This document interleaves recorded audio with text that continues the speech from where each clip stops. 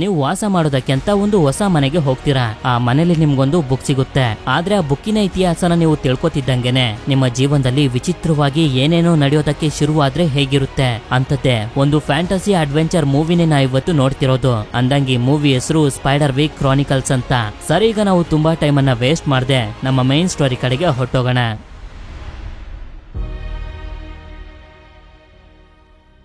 ಈ ಕತೆ ಶುರುವಾದಾಗ Arthur spider wick ಅನ್ನೋ ಒಬ್ಬ ವ್ಯಕ್ತಿ ಇವನ ರಿಸರ್ಚ್ ಲ್ಯಾಬ್ ಗೆ ಬಂದು ಇದುವರೆಗೂ ಇವನು ಯಾವ್ಯಾವ ಮ್ಯಾಜಿಕಲ್ ಕ್ರಿಯೇಚರ್ಸ್ ಗಳ ಬಗ್ಗೆ ತಿಳ್ಕೊಂಡಿದಾನೋ ಆ ಕ್ರಿಯೇಚರ್ಸ್ ಗಳ ಬಗ್ಗೆ ಎಲ್ಲಾ ವಿಷಯನೂ ಒಂದು ಬುಕ್ ನಲ್ಲಿ ಬರ್ದು ಅದನ್ನ ಸೀಲ್ ಮಾಡ್ತಾನೆ. ಇದು ಮನೆಯ ಸುತ್ತಮುತ್ತ ಇದ್ದಂತ ಒಂದು ಮಾನ್ಸ್ಟರ್ಗೂ ಕೂಡ ಗೊತ್ತಾಗುತ್ತೆ. ಇಲ್ಲಿಗೆ ಸೀನ್ ಕಟ್ ಆಗಿ 80 ವರ್ಷಗಳ ಕಾಲ ಮುಂದಕ್ಕೆ ಬರುತ್ತೆ. ಒಂದು ಫ್ಯಾಮಿಲಿಯವರು ಈಗ ಪಾಳು ಬಿದ್ದಿರುವಂತ ಆರ್ಥರ್ ಸ್ಪೈಡರ್ ವಿಕ್ ನ ಮನೆಗೆ ಇರೋದಕ್ಕೆ ಅಂತ ಬರ್ತಾರೆ. ಇವಳ ಹೆಸರು ಹೆಲೆನ್ ಅಂತ.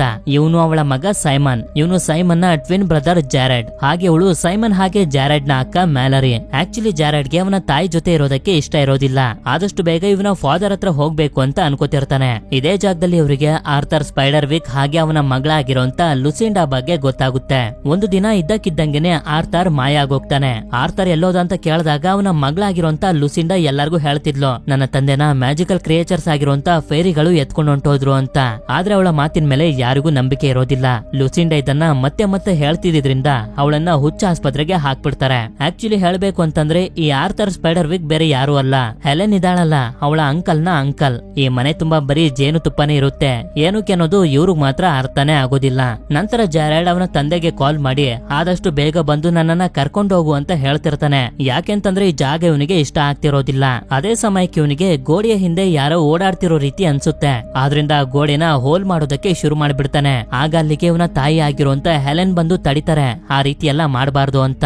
ಇವನ ತಾಯಿ ಇಲ್ಲಿಂದ ಹೋಗ್ತಿದ್ದಂಗೆನೆ ಇವ್ರು 3 ಜನ ನೋಡ್ತಾರೆ. ಇದ್ದಕ್ಕಿದ್ದಂಗೆನೆ ಗೋಡೆ ಕೆಳಗಡೆ ಬಿದ್ದೋಗುತ್ತೆ. ಇಲ್ಲಿ ಲಿಫ್ಟ್ ನ ರೀತಿ ಒಂದು ಚಿಕ್ಕ ಕಂಪಾರ್ಟ್ಮೆಂಟ್ ಇರುತ್ತೆ. ಇದನ್ನ ಡಂಪ್ ವೇಟರ್ ಅಂತ ಕರೀತಾರೆ. ಹಳೆ ಕಾಲದಲ್ಲಿ ಯಾವ್ದಾದ್ರು ವಸ್ತುಗಳನ್ನ ಕೆಳಗಡೆಯಿಂದ ಮೇಲ್ಗಡೆ ಫ್ಲೋರ್ ಗೆ ಕಳಿಸ್ಬೇಕು ಅಂತಂದ್ರೆ ಈ ಡಂಪ್ ವೇಟರ್ ನ ಯೂಸ್ ಮಾಡ್ತಿದ್ರು. ಸರಿ, ನಿನ್ನಿಂದ ಈ ಗೋಡೆ ಬಿದ್ದಿರೋದು, ನೀನೆ ಇದನ್ನ ಕ್ಲೀನ್ ಮಾಡ್ಬೇಕು ಅಂತ ಹೇಳಿ ಮ್ಯಾಲರಿ ಹಾಗೆ ಸೈಮನ್ ಜಾರೆಡ್ ನ ಅಲ್ಲೇ ಬಿಟ್ಟು ಹೊಟ್ಟೋಗ್ತಾರೆ. ನಂತರ ಜಾರೆಡ್ ಆ ಡಂಪ್ ವೇಟರ್ ನ ಒಳಗಡೆ ಕುಂತ್ಕೊಂಡು ಮೇಲಕ್ಕೆ ಬರ್ತಾನೆ. ಅಲ್ಲಿ ನೋಡಿದ್ರೆ ಬಚ್ಚಿಟ್ಕೊಂಡಿರುವಂತ ಒಂದು ಮಿಸ್ಟೀರಿಯಸ್ ಆಗಿರೋ ರೂಮ್ ಇರುತ್ತೆ. ಆಕ್ಚುಲಿ ಇದು ಆರ್ಥರ್ ಸ್ಪೈಡರ್ ವಿಕ್ ನ ರಿಸರ್ಚ್ ಲ್ಯಾಬ್. ಇಲ್ಲೇ ಅವನ ಫೋಟೋ ಕೂಡ ಇರುತ್ತೆ. ಅಲ್ಲೇ ಇವನಿಗೆ ಒಂದು ಕೀ ಜೊತೆ ಒಂದು ಟ್ರಂಕ್ ಕೂಡ ಸಿಗುತ್ತೆ.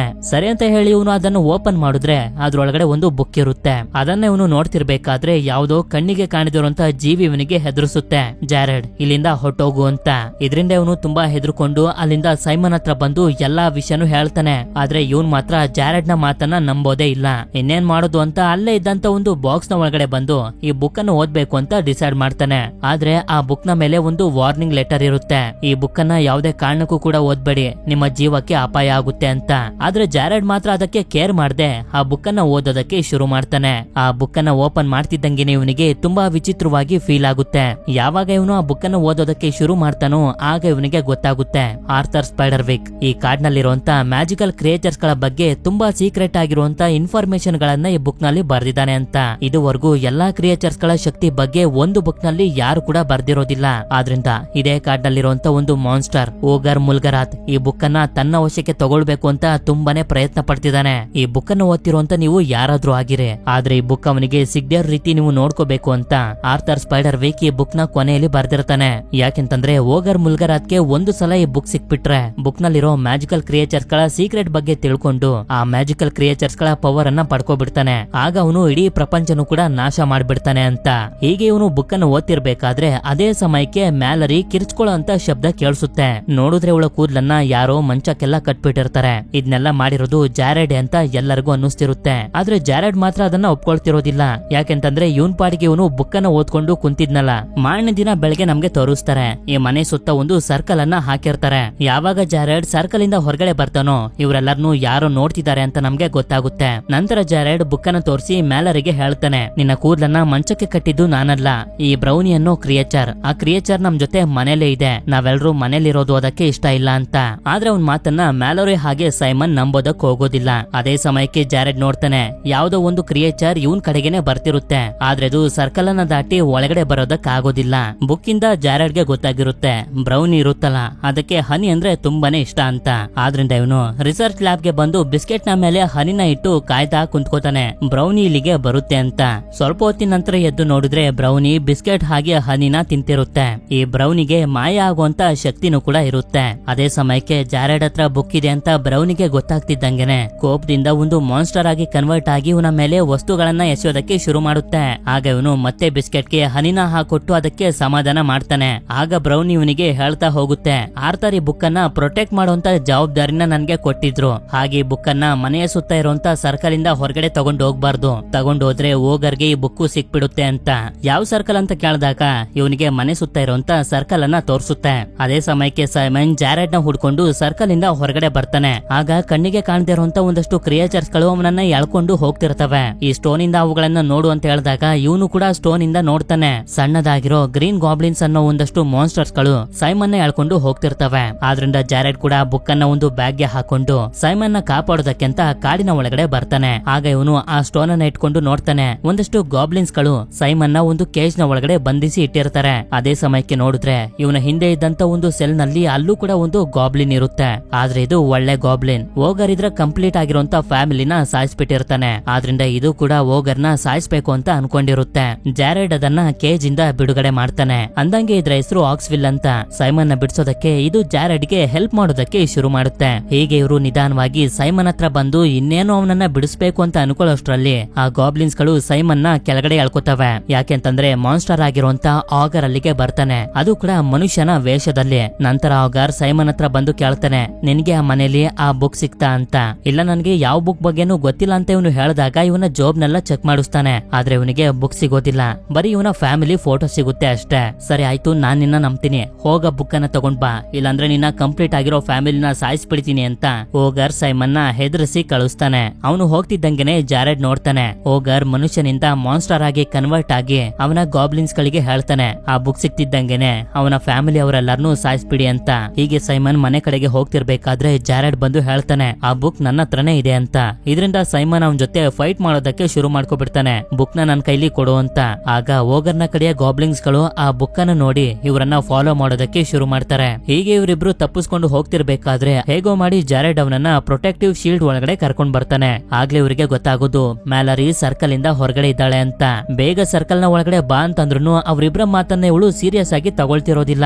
ಅದೇ ಸಮಯಕ್ಕೆ ಆ ಗಾಬ್ಲಿನ್ಸ್ ಗಳು ಇವಳ ಮೇಲೆ ಅಟ್ಯಾಕ್ ಮಾಡೋದಕ್ಕೆ ಶುರು ಮಾಡ್ಕೊಬಿಡ್ತವೆ. ಆದ್ರಿಂದ ಜಾರೆಡ್ ಅವನ ಹತ್ರ ಇದ್ದಂತ ಸ್ಟೋನ್ ಅನ್ನ ಅವಳಿಗೆ ಕೊಡ್ತಾನೆ. ಆಗ ಇವಳು ಕೂಡ ಸ್ಟೋನ್ ಇಂದ ಅವುಗಳನ್ನ ನೋಡ್ತಾ ಅವುಗಳ ಜೊತೆ ಫೈಟ್ ಮಾಡಿ ಇವಳು ಕೂಡ ಸರ್ಕಲ್ ನ ಒಳಗಡೆ ಬಂದ್ಬಿಡ್ತಾಳೆ. ಸೈಮನ್ ನ ಕಾಲಿಗೆ ಅವುಗಳು ಕಚ್ಚಿರೋದ್ರಿಂದ ಇವರು ಟ್ರೀಟ್ಮೆಂಟ್ ಕೊಡೋದಕ್ಕೆ ಶುರು ಮಾಡ್ತಾರೆ. ನಂತರ ಇವರಿಬ್ರು ಟೆರೆಸ್ ಗೆ ಬಂದು ನೋಡ್ದಾಗ್ಲೇ ನಮಗೂ ಕೂಡ ಗೊತ್ತಾಗೋದು ಮನೆನ ಓಗರ್ ನ ಗಾಬ್ಲಿನ್ಸ್ ಗಳು ಸುತ್ತು ಹೊಡೆದು ಬಿಟ್ಟಿದಾವೆ ಅಂತ. ಇದರಿಂದ ಮ್ಯಾಲರಿ ಜಾರೆಡ್ ಗೆ ಬೈತಿರ್ತಾಳೆ, ನೀನ್ ಯಾಕೆ ಆ ಬುಕ್ ಅನ್ನ ಓದ್ದೆ ಅಂತ. ಈ ಬುಕ್ ಅನ್ನ ನಾವು ಅವರಿಗೆ ಕೊಟ್ಬಿಡ್ಬೇಕು ಅಂತ ಹೇಳ್ತಿರ್ಬೇಕಾದ್ರೆ ಬ್ರೌನಿ ಅಲ್ಲಿಗೆ ಬರ್ತಾನೆ ಈ ಬುಕ್ ಅನ್ನ ಕಾಪಾಡೋದಕ್ಕೆ ಅಂತ. ನಂತರ ಜಾರೆಡ್ ಬ್ರೌನಿಗೆ ಹನಿನ ಕೊಟ್ಟು ಸಮಾಧಾನ ಮಾಡಿದಾಗ ಹೇಳ್ತಾನೆ, ಈ ಬುಕ್ ಏನಾದ್ರೂ ಓಗರ್ಗೆ ಸಿಕ್ಬಿಟ್ರೆ ಇಡೀ ಪ್ರಪಂಚನೇ ನಾಶ ಮಾಡ್ಬಿಡ್ತಾನೆ ಅಂತ. ಆದ್ರಿಂದ ಇವರು ಡಿಸೈಡ್ ಮಾಡ್ತಾರೆ, ಹಾಗಿದ್ರೆ ಬುಕ್ ಅನ್ನ ನಾವೇ ಡಿಸ್ಟ್ರಾಯ್ ಮಾಡ್ಬೇಕು ಅಂತ. ಆ ಬುಕ್ ಅನ್ನ ಇವರು ಗಾಬ್ಲಿನ್ಸ್ ಮುಂದೆನೆ ಸುಟ್ಟಾಕೋದಕ್ಕೆ ನೋಡ್ತಿರ್ಬೇಕಾದ್ರೆ ಒಂದು ಪಕ್ಷಿಯ ರೂಪದಲ್ಲಿ ಆಗರ್ ಕೂಡ ಅಲ್ಲಿಗೆ ಬರ್ತಾನೆ. ಆದ್ರೆ ಸರ್ಕಲ್ ಅನ್ನು ದಾಟಿ ಬರೋದಕ್ಕೆ ಅವನಿಗೂ ಕೂಡ ಆಗ್ತಿರೋದಿಲ್ಲ. ನಂತರ ಇವರು ಬುಕ್ ಅನ್ನ ಬೆಂಕಿಯ ಒಳಗಡೆ ಹಾಕ್ತಾರೆ. ನೋಡಿದ್ರೆ ಬುಕ್ ಅನ್ನ ಬೆಂಕಿ ಸುಡೋದೇ ಇಲ್ಲ. ಅದನ್ನ ನೋಡಿ ಆಗರ್ ಅಲ್ಲಿಂದ ಹೊಟ್ಟೋಗ್ತಾನೆ. ಇವರಿಬ್ರು ಒಳಗಡೆ ಬಂದಾಗ ಬ್ರೌನಿಯಿಂದ ಗೊತ್ತಾಗುತ್ತೆ ಆರ್ಥರ್ ಸ್ಪೈಡರ್ ವಿಕ್ ಈ ಬುಕ್ ಅನ್ನ ಕಾಪಾಡೋದಕ್ಕೆ ಈ ಬುಕ್ ನ ಮೇಲೆ ಒಂದು ಮ್ಯಾಜಿಕಲ್ ಸ್ಪೆಲ್ ಅನ್ನ ಹಾಕಿದ್ದಾರೆ ಅಂತ. ಈಗ ನಮ್ಗೆ ಹೆಲ್ಪ್ ಮಾಡೋದಕ್ಕಿರೋದು ಬರೀ ಆಂಟ್ ಲೂಸಿಂಡಾ ಮಾತ್ರ, ಅವ್ರ ಹತ್ರನೇ ಹೋಗ್ಬೇಕು ಅಂತ ಇವರು ಡಿಸೈಡ್ ಮಾಡ್ತಾರೆ. ಆಗ ಬ್ರೌನಿ ಇಲ್ಲಿಂದ ತಪ್ಪಿಸ್ಕೊಂಡು ಹೋಗೋದಕ್ಕೆ ಬೇರೆ ದಾರಿ ನನ್ಗೆ ಗೊತ್ತಿದೆ ಅಂತ ಹೇಳ್ತಾನೆ. ಆದ್ರೆ ಒಂದು ಕಂಡೀಷನ್ ನ ಮೇಲೆ, ಆ ಬುಕ್ ಸರ್ಕಲ್ ನ ಒಳಗಡೆ ಇದೇ ಮನೆಯಲ್ಲಿ ಇರ್ಬೇಕು ಅಂತ. ಸರಿ ಅಂತ ಜಾರೆಡ್ ಕೂಡ ಆ ಬುಕ್ ಅನ್ನ ಅದೇ ಟ್ರಂಕ್ ನ ಒಳಗಡೆ ಇಟ್ಟು ಬೀಗನ ಅವನಿಗೆ ಕೊಡ್ತಾನೆ. ಆಗ ಬ್ರೌನಿ ಇಲ್ಲಿಂದ ತಪ್ಪಿಸ್ಕೊಂಡು ಹೋಗೋದಕ್ಕೆ ಒಂದು ಸೀಕ್ರೆಟ್ ಆಗಿರುವಂತ ಜಾಗದ ಮ್ಯಾಪ್ ಅನ್ನ ಇವರಿಗೆ ಕೊಡ್ತಾನೆ. ಹಾಗೆ ಮ್ಯಾಲೋರಿಗೆ ಆ ಸ್ಟೋನ್ ಇಂದ ನೋಡೋದಕ್ಕೆ ಒಂದು ಕನ್ನಡಕದ ರೀತಿ ವಸ್ತು ಕೂಡ ಸಿಗುತ್ತೆ. ಆದ್ರೆ ಜಾರೆಡ್ ಮಾತ್ರ ಸ್ಟೋನ್ ನ ಅವಶ್ಯಕತೆ ಇರೋದಿಲ್ಲ. ಯಾಕೆಂತಂದ್ರೆ ಆಗ್ಲೇ ಸಿಕ್ಕಿದ್ನಲ್ಲ ಆಕ್ಸ್ವಿಲ್, ಅವನು ಜಾರೆಡ್ ಗೆ ಬರೀ ಕಣ್ಣಿಂದ ಗಾಬ್ಲಿನ್ಸ್ ಗಳನ್ನ ನೋಡುವಂತ ಶಕ್ತಿನ ಕೊಟ್ಟಿರ್ತಾನೆ. ನಂತರ ಸೈಮನ್ ಹೊರಗಡೆ ಬಂದು ಆ ಗಾಬ್ಲಿನ್ಸ್ ಗಳನ್ನ ಡಿಸ್ಟ್ರಾಕ್ಟ್ ಮಾಡ್ತಿದ್ದಂಗೆನೆ ಇವರು ಕೂಡ ಬ್ರೌನಿ ಹೇಳಿದಂತ ಜಾಗಕ್ಕೆ ಬಂದು ಒಂದು ಟನಲ್ ನಿಂದ ಸಿಟಿ ಕಡೆಗೆ ಹೋಗೋದಕ್ಕೆ ಶುರು ಮಾಡ್ತಾರೆ. ಈ ಗಾಬ್ಲಿನ್ಸ್ ಗಳು ಕೂಡ ಅವರನ್ನ ಹುಡ್ಕೊಂಡು ಹೋಗ್ತಿರ್ತವೆ. ಈ ಕಡೆ ಸೈಮನ್ ಗೆ ಒಂದು ಬುಕ್ ನ ಪೇಪರ್ ಇಂದ ಗೊತ್ತಾಗುತ್ತೆ ಟೊಮೊಟೊ ಸಾಸ್ ನಿಂದ ಗಾಬ್ಲಿನ್ಸ್ ಗಳು ಸಾಯ್ತವೆ ಅಂತ. ಅಷ್ಟೇ ಅಲ್ಲ, ಬ್ರೌನಿ ನೋಡ್ತಾನೆ ಟ್ರಂಕ್ ನ ಒಳಗಡೆ ಬುಕ್ ಇರೋದೇ ಇಲ್ಲ. ಯಾಕೆಂತಂದ್ರೆ ಜಾರೆಡ್ ಆ ಬುಕ್ ಅನ್ನ ಇವನ್ ಜೊತೆನೆ ತಗೊಂಡ್ ಬಂದ್ಬಿಟ್ಟಿರ್ತಾನೆ. ಅದೇ ಸಮಯಕ್ಕೆ ಆಗರ್ ಕೂಡ ಒಂದು ಮಾನ್ಸ್ಟರ್ ಆಗಿ ಕನ್ವರ್ಟ್ ಆಗಿ ಇವರನ್ನ ಫಾಲೋ ಮಾಡೋದಕ್ಕೆ ಶುರು ಮಾಡ್ತಾನೆ. ಇವರಿಬ್ರು ಕೂಡ ತುಂಬಾ ಕಷ್ಟಪಟ್ಟು ಅವನಿಂದ ತಪ್ಪಿಸ್ಕೊಂಡು ರೋಡ್ ನ ಮೇಲೆ ಬರ್ತಾರೆ. ಆಗರ್ ಕೂಡ ಬಂದಾಗ ಒಂದು ಕಾರ್ ಬಂದು ಅವನಿಗೆ ಆಕ್ಸಿಡೆಂಟ್ ಮಾಡ್ಬಿಡುತ್ತೆ. ಇದರಿಂದ ಇವರಿಬ್ರು ಆಗರ್ ಇಂದ ಸೇಫ್ ಆಗ್ತಾರೆ. ಅದೇ ಸಮಯಕ್ಕೆ ಒಂದು ಒಂದು ಅಂಗಡಿಲಿದ್ದಂತ ಹೆಲೆನ್ ನೋಡ್ತಾಳೆ. ಅವಳ ಇಬ್ರು ಮಕ್ಕಳುಗಳು ಕೂಡ ರೋಡ್ ಅಲ್ಲಿ ಹೋಗ್ತಿರ್ತಾರೆ. ಈ ಕಡೆ ಸೈಮನ್ ಹಾಗೆ ಬ್ರೌನಿ ಇಬ್ರು ಕೂಡ ಟೊಮೊಟೊ ಸಾಸ್ ಗಳನ್ನ ರೆಡಿ ಮಾಡ್ಕೊತಿರ್ತಾರೆ ಆ ಗಾಬ್ಲಿನ್ಸ್ ಗಳನ್ನ ಸಾಯಿಸೋದಕ್ಕೆ ಅಂತ. ಇವರಿಬ್ರು ಆರ್ಥರ್ ಸ್ಪೈಡರ್ ವಿಕ್ ನ ಮಗಳಾಗಿರುವಂತ ಲುಸಿಂಡಾನ ನೋಡೋದಕ್ಕೆ ಮೆಂಟಲ್ ಹಾಸ್ಪಿಟಲ್ ಗೆ ಬರ್ತಾರೆ. ಇಲ್ಲಿ ನೋಡಿದ್ರೆ ಲುಸಿಂಡಾಗೆ ಇಷ್ಟೊತ್ತಿಗೆ ತುಂಬಾನೇ ವಯಸ್ಸಾಗ್ಬಿಟ್ಟಿರುತ್ತೆ. ಆಗ ಇವರು ಹೇಳ್ತಾರೆ, ನಾವು ನಿಮ್ಮ ರಿಲೇಷನ್, ಈಗ ನಿಮ್ಮ ಮನೇಲಿ ವಾಸ ಮಾಡ್ತಿದೀವಿ ಅಂತ. ಆ ಮನೆಗೆ ಯಾಕೆ ಹೋಗಿದ್ರೆ, ಆ ಮನೆ ತುಂಬಾ ಡೇಂಜರಸ್ ಅಂತ ಹೇಳ್ತಿರ್ಬೇಕಾದ್ರೆ ಇವರು ಕೂಡ ಹೇಳ್ತಾರೆ, ಅಲ್ಲಿ ಏನೇನ್ ನಡೆಯುತ್ತೆ ಅಂತ ನಾವ್ ಈಗಾಗ್ಲೇ ನೋಡಿದೀವಿ ಅಂತ. ಆಗ ಲುಸಿಂಡಾನು ಕೂಡ ಇವರಿಗೆ ಎಲ್ಲಾ ವಿಷಯನೂ ಗೊತ್ತು, ಹೊರಗಡೆ ಬನ್ನಿ ಅಂತ ಅಂದಾಗ ಗಿಡದಲ್ಲಿ ಬಚ್ಚಿಟ್ಕೊಂಡಿದ್ದಂತ ತುಂಬಾ ಫೇರೀಸ್ ಗಳು ಹೊರಗಡೆ ಬರ್ತವೆ. ನಂತರ ಜಾರೆಡ್ ಬುಕ್ ಅನ್ನೇ ಇವಳಿಗೆ ತೋರಿಸಿದಾಗ ಇವಳು ತುಂಬಾ ಹೆದರ್ಕೊಂಡು ಹೇಳ್ತಾಳೆ, ಈ ಬುಕ್ ಅನ್ನ ಯಾಕೆ ಸರ್ಕಲ್ ಇಂದ ಹೊರಗಡೆ ತಗೊಂಡ್ ಬಂದ್ರಿ ಅಂತ.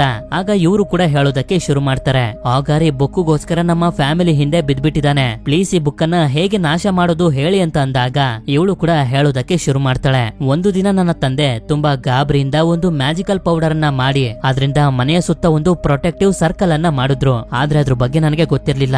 ನಾನು ಸರ್ಕಲ್ ಇಂದ ಹೊರಗಡೆ ಹೋಗಿ ಆಟ ಆಡ್ತಿದ್ದೆ. ಆಗ ಓಗರ್ನ ಕಡೆಯ ಗಾಬ್ಲಿನ್ಸ್ ಗಳು ಬಂದು ನನ್ ಮೇಲೆ ಅಟ್ಯಾಕ್ ಮಾಡೋದಕ್ಕೆ ಶುರು ಮಾಡಿದ್ರು. ಆಗ ನನ್ನ ತಂದೆ ಬಂದು ನನ್ನ ಕಾಪಾಡಿ ಸರ್ಕಲ್ ನ ಒಳಗಡೆ ಕಳಿಸಿ ಅವುಗಳ ಜೊತೆ ಫೈಟ್ ಅನ್ನ ಮಾಡ್ತಿರ್ಬೇಕಾದ್ರೆ ಮ್ಯಾಜಿಕಲ್ ಫೇರೀಸ್ ಗಳು ಬಂದು ಗಾಬ್ಲಿನ್ಸ್ ಇಂದ ನನ್ನ ತಂದೆನ ಕಾಪಾಡಿ ನನ್ನ ತಂದೆನ ಅವ್ರ ಜೊತೆನೆ ಕರ್ಕೊಂಡು ಹೊಂಟೋದ್ರು. ಯಾಕೆಂತಂದ್ರೆ ಆ ಕಾಡ್ನಲ್ಲಿದ್ದಂತ ಮ್ಯಾಜಿಕಲ್ ಕ್ರಿಯೇಚರ್ಸ್ ನ ಬಗ್ಗೆ ನನ್ನ ತಂದೆಗೆ ಗೊತ್ತಿತ್ತಲ್ಲ, ಅದಕ್ಕೆ ಈ ಬುಕ್ ಅನ್ನ ಹೇಗೆ ನಾಶ ಮಾಡೋದು ಅಂತ ಅವ್ರೊಬ್ರಿಗೆ ಗೊತ್ತಿರೋದು. ಅವ್ರು ಇನ್ನೂ ಕೂಡ ಸತ್ತಿಲ್ಲ.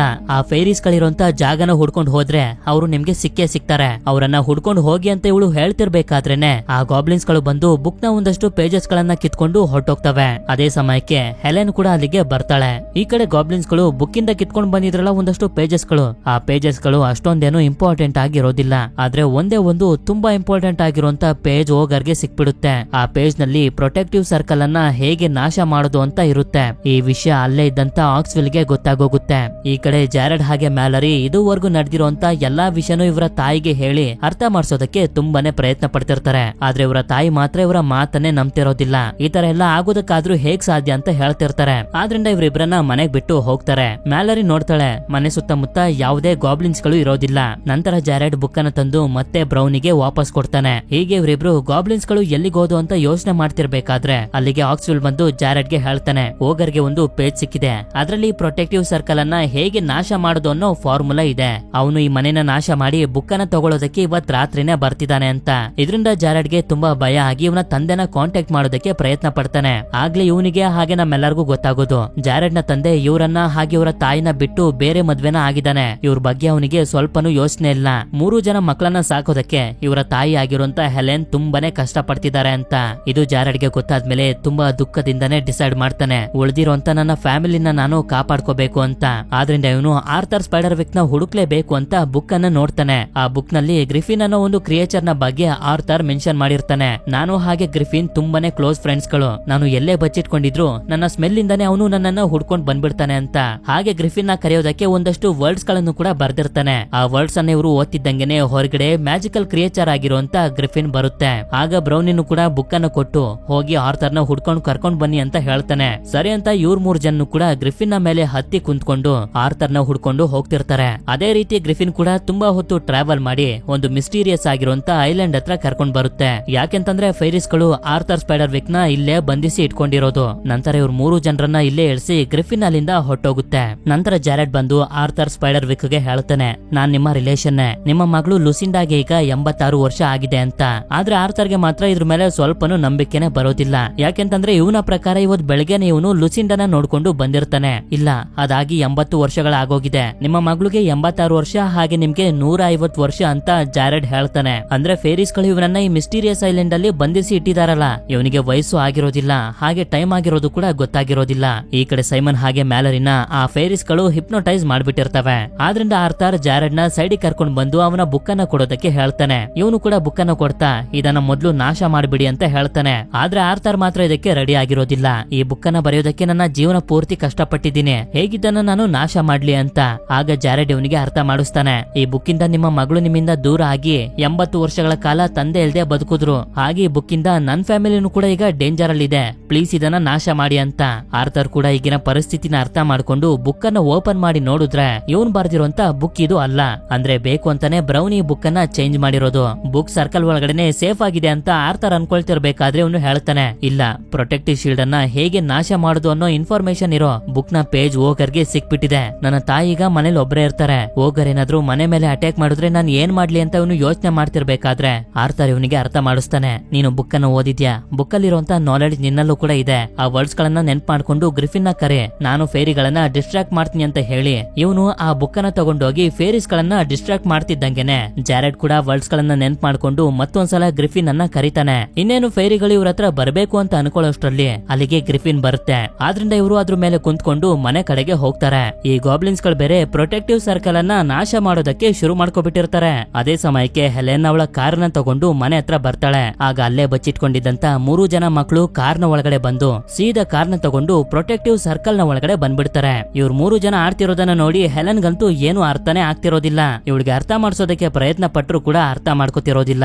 ಆದ್ರೆ ಯಾವಾಗ ಇವಳಿಗೆ ಸ್ಟೋನ್ ನ ಮುಖಾಂತರ ಗಾಬ್ಲಿನ್ ಗಳನ್ನ ತೋರಿಸ್ತಾರೋ ಇವಳು ಕೂಡ ಇವಳ ಮಕ್ಕಳ ಮಾತನ್ನ ನಂಬೋದಕ್ಕೆ ಶುರು ಮಾಡ್ತಾಳೆ. ನಂತರ ಇವರೆಲ್ಲರೂ ಸೇರಿ ಗಾಬ್ಲಿನ್ಸ್ ಗಳು ಮನೆ ಒಳಗಡೆ ಬರಬಾರ್ದು ಅಂತ ಎಲ್ಲಾ ತಯಾರಿನೂ ಮಾಡ್ಕೋತಾರೆ. ಆದ್ರೆ ಯಾವಾಗ ಚಂದ್ರ ಬರುತ್ತೋ ಪ್ರೊಟೆಕ್ಟಿವ್ ಸರ್ಕಲ್ ನಾಶ ಆಗಿ ಎಲ್ಲಾ ಗಾಬ್ಲಿನ್ಸ್ ಗಳು ಒಳಗಡೆ ಬಂದು ಮನೆ ಮೇಲೆ ಅಟ್ಯಾಕ್ ಮಾಡೋದಕ್ಕೆ ಶುರು ಮಾಡ್ತವೆ. ಹೀಗೆ ಇವುಗಳೆಲ್ಲ ಅಟ್ಯಾಕ್ ಮಾಡ್ತಾ ಮನೆ ಒಳಗಡೆ ನುಗ್ಗೋದಕ್ಕೆ ಶುರು ಮಾಡಿದಾಗ ಇವರು ಕೂಡ ಟೊಮೆಟೊ ಸಾಸ್ ಗಳನ್ನ ಗಾಬ್ಲಿನ್ಸ್ ಗಳ ಮೇಲೆ ಹಾಕಿ ಅವುಗಳನ್ನ ಸಾಯಿಸೋದಕ್ಕೆ ಶುರು ಮಾಡ್ತಾರೆ. ಆದ್ರೆ ಅದೇ ಸಮಯಕ್ಕೆ ಮನೆ ಒಳಗಡೆ ಓಗರ್ ಕೂಡ ನುಗ್ಬಿಡ್ತಾನೆ. ಅವನಿಂದ ಇವರು ತಪ್ಪಿಸ್ಕೊಂಡು ಹೋಗೋದಕ್ಕೆ ಎಷ್ಟೇ ಪ್ರಯತ್ನ ಪಡ್ತಿದ್ರು ಕೂಡ ನಿರಂತರವಾಗಿ ಅಟ್ಯಾಕ್ ಮಾಡೋದಕ್ಕೆ ಶುರು ಮಾಡ್ತಾನೆ. ಆದ್ರಿಂದ ಇವರೆಲ್ಲರೂ ಕಿಚನ್ ಒಳಗಡೆ ಬಂದು ಟೊಮೆಟೊ ಸಾಸ್ ಗಳನ್ನೆಲ್ಲ ಓವನ್ ಒಳಗಡೆ ಹಾಕಿ ಅದೇ ಜಾಗದಲ್ಲಿ ಬಚ್ಚಿಟ್ಕೋಬಿಡ್ತಾರೆ. ಯಾವಾಗ ಗಾಬ್ಲಿನ್ಸ್ ಗಳೆಲ್ಲ ಇವರನ್ನ ಹುಡ್ಕೊಂಡು ಕಿಚನ್ ಒಳಗಡೆ ಬರ್ತಾರೋ ಇವರು ಓವನ್ ಗೆ ಬೆಂಕಿನ ಹಾಕ್ಬಿಡ್ತಾರೆ. ಓವನ್ ಬ್ಲಾಸ್ಟ್ ಆಗ್ತಿದ್ದಂಗೆನೆ ಅದ್ರಲ್ಲಿದ್ದಂತ ಟೊಮೆಟೊ ಸಾಸ್ ಗಳೆಲ್ಲ ಹೊರಗಡೆ ಬಂದು ಎಲ್ಲಾ ಗಾಬ್ಲಿನ್ ಗಳು ಕೂಡ ಸತ್ತೋಗ್ತವೆ. ಇದನ್ನ ನೋಡಿ ಇವರೆಲ್ಲರೂ ತುಂಬಾನೇ ಸಂತೋಷ ಪಡ್ತಿರ್ತಾರೆ. ಕೊನೆಗೂ ನಾವು ಈ ಗಾಬ್ಲಿನ್ಸ್ ಗಳನ್ನ ಸೋಲಿಸ್ಬಿಟ್ವಿ ಅಂತ. ಅದೇ ಸಮಯಕ್ಕೆ ಡೋರ್ ಅನ್ನು ಓಪನ್ ಮಾಡ್ಕೊಂಡು ಯಾರೋ ಬರ್ತಿರೋ ರೀತಿ ಇವರಿಗೆ ಅನ್ಸುತ್ತೆ. ನೋಡಿದ್ರೆ ಅದು ಬೇರೆ ಯಾರು ಅಲ್ಲ, ಜಾರೆಡ್ ನ ತಂದೆನೆ. ನಿನ್ನ ಕೈಲಿರುವಂತ ಬುಕ್ ಅನ್ನು ಕೊಡು, ನೋಡ್ತೀನಿ ಅಂತ ಇವನು ಹೇಳ್ತಿರ್ತಾನೆ. ಆದ್ರೆ ಜಾರೆಡ್ ಗೆ ಇವನು ಮಾತಾಡ್ತಿರೋಂತ ಸ್ಟೈಲ್ ಇಂದಾನೆ ಡೌಟ್ ಬಂದ್ಬಿಡುತ್ತೆ. ಆದ್ರಿಂದ ಇವನು ಚಾಕಿಂದ ಚುಚ್ಚಿದಾಗ್ಲೇ ನಮಗೂ ಕೂಡ ಗೊತ್ತಾಗೋದು ಇವನು ಜಾರೆಡ್ ನ ತಂದೆ ಅಲ್ಲ ಓಗರ್ ಅಂತ. ಆಗ್ಲೇ ಸೈಮನ್ ಹತ್ರ ಸಿಕ್ಕಿದ್ದಂತ ಫೋಟೋದಲ್ಲಿ ನೋಡಿದ್ನಲ್ಲ ಇವರ ತಂದೆನ. ಆದ್ರಿಂದಾನೆ ಇವನು ಆತರ ವೇಷ ಹಾಕೊಂಡು ಬಂದಿದ್ದು. ಅದಕ್ಕೆ ಇವನು ಬುಕ್ ಅನ್ನ ಕಿತ್ಕೊಳ್ಳೋದಕ್ಕೆ ಫಾಲೋ ಮಾಡ್ತಾ ಇವ್ರ ಮೇಲೆ ಅಟ್ಯಾಕ್ ಮಾಡೋದಕ್ಕೆ ಶುರು ಮಾಡ್ತಾನೆ. ಜಾರೆಡ್ ಎಸ್ಕೇಪ್ ಆಗಿದ್ರಿಂದ ಇವನು ಕೂಡ ಒಂದು ಹಾವಾಗಿ ಕನ್ವರ್ಟ್ ಆಗಿ ಫಾಲೋ ಮಾಡ್ತಾ ಹೋಗ್ತಾನೆ. ಇನ್ನೇನು ಇವನ್ ಮೇಲೆ ಅಟ್ಯಾಕ್ ಮಾಡ್ಬೇಕು ಅಂತ ಅನ್ಕೊಳ್ಳೋಷ್ಟ್ರಲ್ಲಿ ಅಲ್ಲಿಗೆ ಬ್ರೌನಿ ಬಂದು ಓಗರ್ ನ ಜೊತೆ ಫೈಟ್ ಮಾಡ್ತಾ ಜಾರೆಡ್ ನ ಕಾಪಾಡೋದಕ್ಕೆ ನೋಡ್ತಾನೆ. ಅಷ್ಟೊತ್ತಿಗೆ ಜಾರೆಡ್ ಕೂಡ ಹೊರಗಡೆ ಬಂದು ಮನೆಯ ಟಾಪ್ ಗೆ ಹೋಗ್ತಿರ್ತಾನೆ. ಓಗರ್ ಕೂಡ ಇವನ ಮೇಲೆ ಅಟ್ಯಾಕ್ ಮಾಡ್ತಾ ಬುಕ್ ಅನ್ನ ಕಿತ್ಕೊಳ್ಳೋದಕ್ಕೆ ಬರ್ತಿರ್ತಾನೆ. ಹೀಗೆ ಹತ್ತುತ್ತಿರ್ಬೇಕಾದ್ರೆ ಸ್ಲಿಪ್ ಆಗಿ ಇನ್ನೇನು ಜಾರೆಡ್ ಕೆಳಗಡೆ ಬೀಳೋದ್ರಲ್ಲಿ ಇರ್ತಾನೆ. ಅದೇ ಸಮಯಕ್ಕೆ ಇವನು ಮುಂದೆ ನೋಡಿದ್ರೆ ಆಕ್ಸ್ವಿಲ್ ಅಲ್ಲೇ ಇರ್ತಾನೆ. ಆದ್ರಿಂದ ಬುಕ್ ಅನ್ನ ಅವನ್ ಕಡೆಗೆ ಎಸಿತಾನೆ. ಆಕ್ಸ್ವಿಲ್ ಆ ಬುಕ್ ಅನ್ನ ತಗೊಳ್ಳೋದಕ್ಕೆ ಬರ್ಡ್ ಆಗಿ ಕನ್ವರ್ಟ್ ಆಗಿ ಹೋಗ್ತಿರ್ಬೇಕಾದ್ರೆ ಆಕ್ಸ್ವಿಲ್ ಬರ್ಡ್ ಆಗಿದ್ದಂತ ಆಗರ್ ನ ತಿನ್ಬಿಡ್ತಾನೆ. ಯಾಕೆಂತಂದ್ರೆ ಇವನಿಗೆ ಬರ್ಡ್ ನ ತಿನ್ನೋದಂದ್ರೆ ತುಂಬಾನೇ ಇಷ್ಟ. ಈ ಕಡೆ ಜಾರೆಡ್ ಕೂಡ ಸೇಫ್ ಆಗಿ ಕೆಳಗಡೆ ಬರ್ತಾನೆ. ಆಗರ್ ನ ತಿಂದಿರೋದಕ್ಕೆ ಆಕ್ಸ್ವಿಲ್ ತುಂಬಾನೇ ಸಂತೋಷ ಪಡ್ತಿರ್ತಾನೆ. ನಂತರ ಹೆಲೆನ್ ಜಾರೆಡ್ ಹತ್ರ ಸಾರಿ ಕೇಳ್ತಾಳೆ. ಸಾರಿ, ನಾನ್ ನಿನ್ ಮಾತನ್ನ ನಂಬ್ಲಿಲ್ಲ ಅಂತ. ಆದ್ರೆ ಜಾರೆಡ್ ಕೂಡ ಅವನ ತಾಯಿನ ಅರ್ಥ ಮಾಡ್ಕೊಳ್ಳೋದಕ್ಕೆ ಶುರು ಮಾಡಿರ್ತಾನೆ. ಅದಕ್ಕೆ ಹೇಳ್ತಾನೆ, ನನ್ಗೆ ನನ್ ತಂದೆ ಜೊತೆ ಇರೋದಕ್ಕೆ ಇಷ್ಟ ಇಲ್ಲ, ನನ್ಗೆ ನಿಮ್ ಜೊತೆ ಇರೋದಕ್ಕೆ ಇಷ್ಟ ಅಂತ. ಇದರಿಂದ ಹೆಲೆನ್ಗೆ ತುಂಬಾನೇ ಸಂತೋಷ ಆಗುತ್ತೆ. ಮುಂದಿನ ಸೀನ್ ನಲ್ಲಿ ನಮ್ಗೆ ತೋರಿಸ್ತಾರೆ ಲುಸಿಂಡಾನ ಇವರು ಮನೆ ಕರ್ಕೊಂಡ್ ಬಂದಿರ್ತಾರೆ. ಯಾಕೆಂತಂದ್ರೆ ಇನ್ಮೇಲಿಂದ ಲುಸಿಂಡಾನ ಮನೇಲೆ ಇಟ್ಕೊಳ್ಳೋದಕ್ಕೆ ಅಂತ. ಲುಸಿಂಡಾ ಬ್ರೌನಿಯ ಹಾಗೆ ಮನೆನೆಲ್ಲ ನೋಡಿ ತುಂಬಾನೇ ಸಂತೋಷ ಪಡ್ತಿರ್ಬೇಕಾದ್ರೆ ಜಾರೆಡ್ ಇವಳನ್ನ ಹೊರಗಡೆ ಬರೋದಕ್ಕೆ ಹೇಳ್ತಾನೆ. ಅಲ್ಲಿ ನೋಡಿದ್ರೆ ಲುಸಿಂಡಾ ತಂದೆ ಆಗಿರುವಂತ ಆರ್ಥರ್ ಸ್ಪೈಡರ್ ವಿಗ್ ಬರ್ತಿರ್ತಾನೆ. ಇಬ್ರಿಗೂ ಕೂಡ ಒಬ್ಬರನ್ನ ಒಬ್ರು ನೋಡಿ ತುಂಬಾನೇ ಶಾಕ್ ಆಗೋಗಿರುತ್ತೆ. ನಂತರ ಆರ್ಥರ್ ಲುಸಿಂಡಾಗೆ ಸಾರಿ ಹೇಳಿ ನಡೆದಿದ್ದಂತ ಎಲ್ಲಾ ವಿಷಯನೂ ಇವಳಿಗೆ ಹೇಳ್ತಾನೆ. ನನ್ನ ಕ್ಷಮಿಸ್ಬಿಡು, ಫೇರಿಗಳು ನನ್ನ ಬಂದಿ ಮಾಡಿ ಇಟ್ಕೊಂಡಿದ್ರು, ಆದ್ರಿಂದ ನಿನ್ನ ಹತ್ರ ಬರೋದಕ್ ಆಗ್ಲಿಲ್ಲ ಅಂತ. ಲುಸಿಂಡಾ ಇವನನ್ನ ಕ್ಷಮಿಸಿ ಇನ್ಮೇಲಾದ್ರೂ ನನ್ ಜೊತೆ ಇರ್ತೀರಾ ಅಂತ ಕೇಳಿದಾಗ ಇವನು ಹೇಳ್ತಾನೆ, ಇಲ್ಲ, ನಾನ್ ಮತ್ತೆ ಇದೇ ಜಾಗದಲ್ಲಿ ಬಂದು ಇದ್ರೆ ನನ್ನ ಟೈಮ್ ಕಳೆದೋಗಿರೋದ್ರಿಂದ ನಾನು ಸತ್ತೋಗ್ತೀನಿ, ನಾನ್ ನಿನ್ ಜೊತೆ ಇಲ್ಲಿ ಇರೋದಕ್ ಆಗೋದಿಲ್ಲ ಅಂತ. ಸರಿ, ನಾನು ಕೂಡ ನಿಮ್ ಜೊತೆ ಬರ್ತೀನಿ ಅಂತ ಇವಳ ತಂದೆಯ ಕೈಯನ್ನ ಮುಟ್ತಿದ್ದಂಗೆನೆ ನಮ್ಗೆ ತೋರಿಸ್ತಾರೆ. ಲುಸಿಂಡಾ ಮತ್ತೆ ಚಿಕ್ಕ ಹುಡುಗಿ ಆಗೋಗಿರ್ತಾಳೆ. ಈ ತರ ಮಾಡಿರೋದು ಆರ್ಥರ್ ನ ಜೊತೆ ಬಂದಿರೋಂತ ಫೇರೀಸ್ ಗಳೇ. ಸರಿ ಅಂತ ಹೇಳಿ ತಂದೆ ಮಗಳು ಇಬ್ರು ಕೂಡ ಆ ಮಿಸ್ಟೀರಿಯಸ್ ಆಗಿರೋ ಫೇರೀಸ್ ಗಳ ಐಲ್ಯಾಂಡ್ ಗೆ ಹೊರಟೋಗ್ತಾರೆ. ಜಾರೆಡ್ ಹಾಗೆ ಅವನ ಫ್ಯಾಮಿಲಿ ಅವರು ಕೂಡ ಖುಷಿಯಾಗಿ ಇದೇ ಮನೇಲಿ ಇರ್ಬೇಕು ಅಂತ ಡಿಸೈಡ್ ಮಾಡ್ತಾರೆ. ಇಲ್ಲಿಗೆ ಈ ಮೂವಿ ಎಂಡ್ ಆಗುತ್ತೆ. ಈ ಮೂವಿ ನಿಮ್ಮೆಲ್ಲರಿಗೂ ಹೇಗ್ ಅನಿಸ್ತು ಅಂತ ನನಗೆ ಕಮೆಂಟ್ ಮಾಡಿ ತಿಳಿಸಿ. ವಿಡಿಯೋ ಇಷ್ಟ ಆಗಿತ್ತು ಅಂತಂದ್ರೆ ಲೈಕ್ ಮಾಡಿ. ಸರಿ, ಸಿಗೋಣ ಮತ್ತೊಂದು ಅಮೇಜಿಂಗ್ ಆಗಿರುವಂತ ವಿಡಿಯೋದಲ್ಲಿ. Until then stay tune mister explainer Kannada.